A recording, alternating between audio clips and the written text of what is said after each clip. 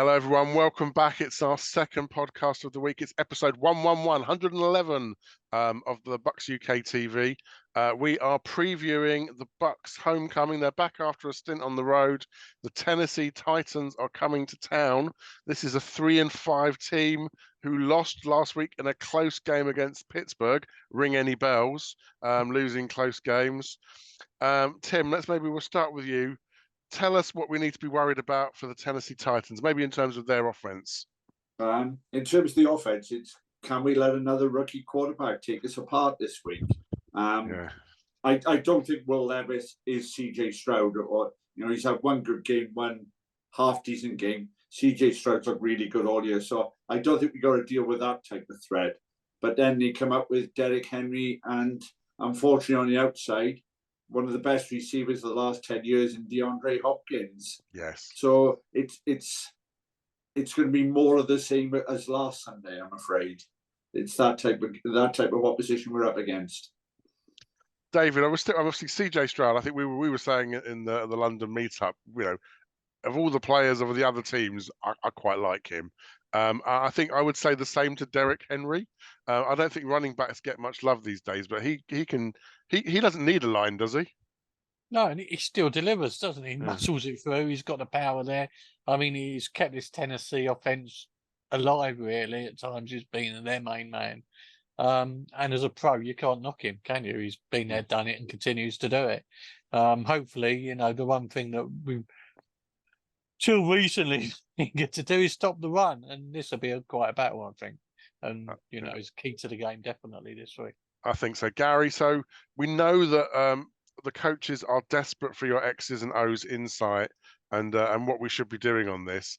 What sort of plays are you dialing up to try and shut down Tennessee? And if we think that the NFL has got the measure of Todd Bowles, how aggressive or how conservative, how much forward, backwards do we need to be when we're trying to shut down Tennessee? Well, Tim mentioned DeAndre Hopkins. He's obviously the go-to man in the passing game. So you've got to do something about that. I'm a great believer in jamming them at the line of scrimmage to disrupt the timing of the of the passing game. If you do that, then that gives, dare I say it, JTS and Shaq Barrett a chance to get to him. The key, as always, in terms of stopping the run, that is whether Vita Vea is fit and able to go. Hopefully he is. He played He played on the Houston game, didn't he? Fully all the way through. So as long as he's there, we've got a sporting chance of stopping Derrick Henry. But he's a big lump, isn't he, Derrick Henry? So if their offensive line can punch a few holes, I don't want to see Antoine Winfield Jr. trying to stop Derrick Henry in the backfield. I really that's not a fun day. If he's getting if he's the leading tackler, something's gone wrong. But I think you're right to highlight Vita Vea. So Aaron Brewer is the center of the Tennessee Titans line, and I think he's probably one of the better linemen there. And I think you're right. Whereas we're all sick to death of the Bucs running it up the gut, I can see if Vita Vea is not there, that's probably where the Titans might want to try and attack. If they think we've got speed outside, then channel it up the middle and see what we can do. I mean, David, Gary didn't really answer my question. He took the fifth really on the how aggressive you want to be on play calling. What do you think? Well, I think following last week's game, they've all got to turn up and deliver this week. I mean, there's no doubt about it. It was a huge wake-up call for them. The entire focus has been on that last 40 seconds of last Sunday's game, and they've got to turn it around and they've got to deliver. I think, we need to get the pressure up front. They're being called out JTS. I mean, he is bust at the minute. And there's no other way of saying it. He's got to, if he wants a career at the end of the season, he's got to do something about him now. And in the backfield, Carlton Davis, we have to go back to man marking. We can't do this zonal. It doesn't work. We haven't got those sort of players. And, I think this is one for Carlton Davis to stick to Hopkins this week. and to show us what you've got. And as much as we can, I think you probably need Antoine Winfield Jr. to have the other side of the field to Hopkins, because there's going to be a gap somewhere else.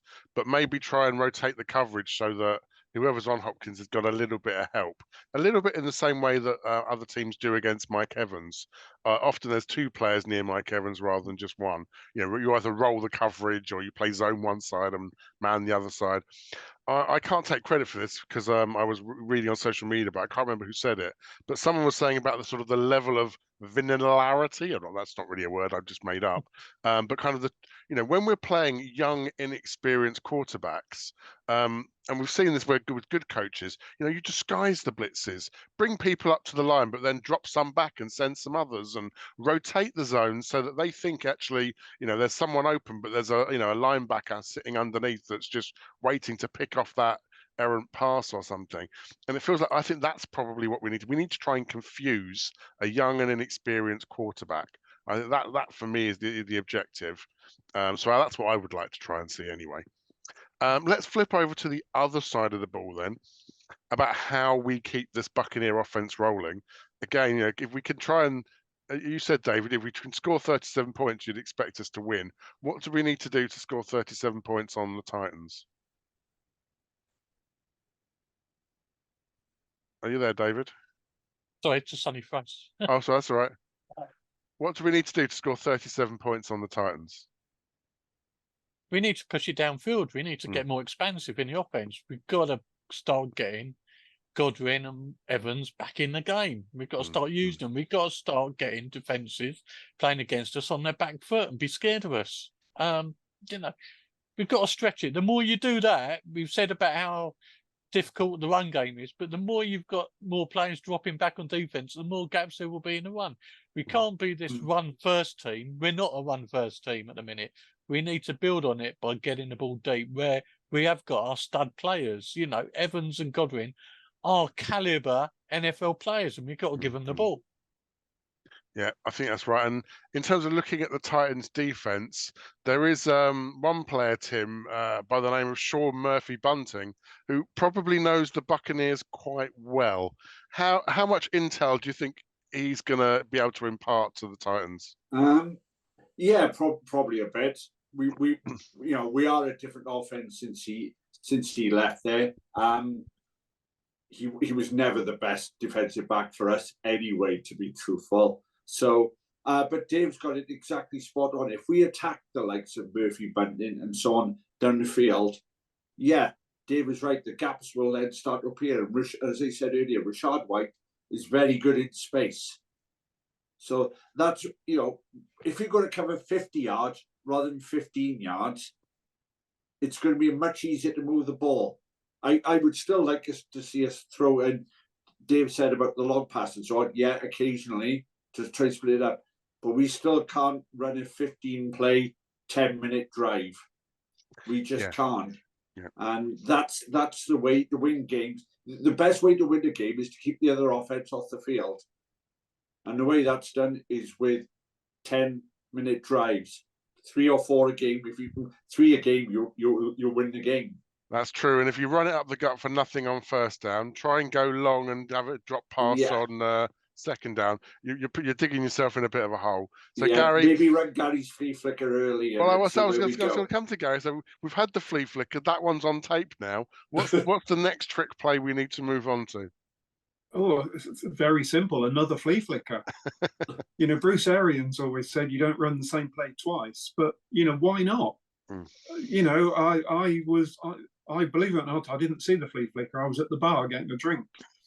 But whoever running back was, whoever it was thrown to, do it again with a different pair of players. It's as simple as that. The thing for me is, though, that prior to the Houston game, we couldn't run the ball at all. So other defenses, planned for our passing game and essentially took it away. But we ran the ball a lot better against Houston. So Tennessee are now thinking, the running game's getting a bit better. We can't just play safeties deep. We need to plan to stop the run as well. So that might just open things up just a little bit more. But I also agree with Dave and Tim. We need to hurl it down the field. Let's have some proper chunk plays like the one to Mike in the Houston game. The other player we just haven't mentioned, you hope will carry on now, is Kieron. Yes. If he can develop that middle of the field, that might actually avoid Godwin having to run over the middle of the field all day. Agreed. Yeah, I think for me that I think Gary, you said this when the I think it might have been the first score for the Texans when they did that sort of seam slant pass into the end zone. We both looked at each other and said, "Why aren't we running that play?" Yeah, it was brilliantly designed, brilliantly carried out. He feigned it to the running back who was on his right-hand side, did a little sort of shimmy, and then the receiver was coming across from the left. He had a yard on our defensive back, and you're not going to stop it. It was brilliantly conceived, brilliantly executed by the players concerned, and showed that exactly the creativity that we don't. I completely agree. So just show me that shimmy one more time. That one. Brilliant. I've not had anything to drink today, so it's not very rhythmical. So I'll come on to your score prediction, so start thinking. But before then, it's our magic wand moment. So we've still got a week's worth of practice, not quite as much time, dare I say it, as we had to face the Texans coming off of the Bills game. But if you're going to wave your magic wand in practice, what's the thing that you're going to focus on and try and fix? And maybe, David, I'll come to you first. Well, on the offense, as you said, let's open up the playbook and get it deeper. Let's stretch the team. So your magic wand is going to be a better playbook. I like that. Okay. And Mike Evans, 120 yards. Just keep throwing him the ball. Yeah. He'll either get the flag or he'll get the catch. It'll go eventually. Yeah. Tim, where's your magic wand going? My magic wand is on the defensive line, and especially outside with JTS. The best place for JTS currently at the moment is on the bench, and you start Anthony Nelson in his place. Mm-hmm. And that's the one change I would genuinely like to see. Sad but true. Dare I say it, that could just be a kick up the backside as well he needs. I think he's probably fair to say that JTS has kind of walked into the starting role by virtue of where he was drafted and his speed. And as I'm sure Madden always said, speed kills and all that sort of stuff. But actually, it's no point if you're running past the quarterback or anything like that. So I get what you're saying. Gary, then your magic wand moment. What is it you're going to fix this week? Well, I'm going to go along with Tim. My magic wand really is that Will Levis has the worst game he's ever had in his life, and that's from when he started playing football in high school or wherever. I want to see him planted on his backside, 7, 8, 9 times. I want pressure, and more pressure. And after we've brought more pressure, I want even more pressure on him. That's really the key. That's how we will win it. Yeah, throwing off his back foot, hearing footsteps even when they're not necessarily coming, that sort of thing. Yeah. I get that completely. I think for me, I think it's about stopping the run game. So I'm going to sort of magically increase all the Madden ratings for everyone across the D line by 10 percentage points, and just see where that gets us. So score prediction times. Put your bets. Where's it going to fall? Tim, first of all. Obviously, I'm hoping it's not going to be the score in your background of 55-13. Well, we would like to see it that way, as long as the Bucs were under the Derek Brooks name there. Yeah. That would be very nice. That would be a dream to put again 37 points up. I don't think we will this week. But I've been criticized. I've been very downbeat on the Bucs over the last couple of podcasts. I'm actually going to say we're going to win this week. And I think we're going to win a sneaker, something like 23-20, 2017, somewhere around those. I've got 2017 written down as well. Proof there. I agree with you. Yeah, something around that. A real tight. I think there's going to be a rocket up the bum of everyone at one Buck place, whether they publicly admit it or not. They read the headlines. They know what fans are saying. They're going to start to feel the pressure. They all want to keep their jobs. I think this is one where it's going to be playing as much for themselves as for the team. I'll say 2017, similar to your prediction. Gary? just as an aside on scores, the Houston game, that was a totally unique score in NFL history. Oh, what do they call it? A scoreopoly or whatever they call it. Yeah, absolutely. There'd never been a 39-37. And that's the second time this season that we've done that, because the Philly game was the same. An interesting little stat there. I'm sure Scott Smith has jumped on that one. Score in this game, the offense finally woke up last week. The defense, surely it can't be as bad. Surely to goodness it can't be. Yeah, Todd Bowles is coaching for his life. He knows that. He's got to do something. So I think this is the one where we really do break out. I'm going for a fairly comprehensive victory, 33-18. I like that. We'd be more than happy with that, wouldn't we, David? Yeah, that was pretty close to what I was going for. I mean, this is 2, 3, and 5 teams. This is make or break. That was the biggest wake-up call this team is going to get. They've got to get out and deliver this year. We've not been great at home this year, which is really a shame. But I went 30-17. So, yeah, along the lines, this is it. This is... And we promise we aren't still drunk from the watch party, but you did just hear 4 win predictions come through. So we're rooting for them. We're still behind them.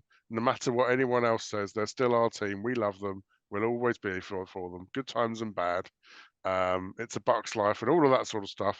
Tell us in the chat what you think your score predictions would be. And by all means, join us on our forum at bucsuk.org, where we'll be chatting all through the game. Until then, we will see you next time. Thank you, David. Thank you, Tim. Thank you, Gary. And as ever, go Bucs. Go Bucs. Go Bucs.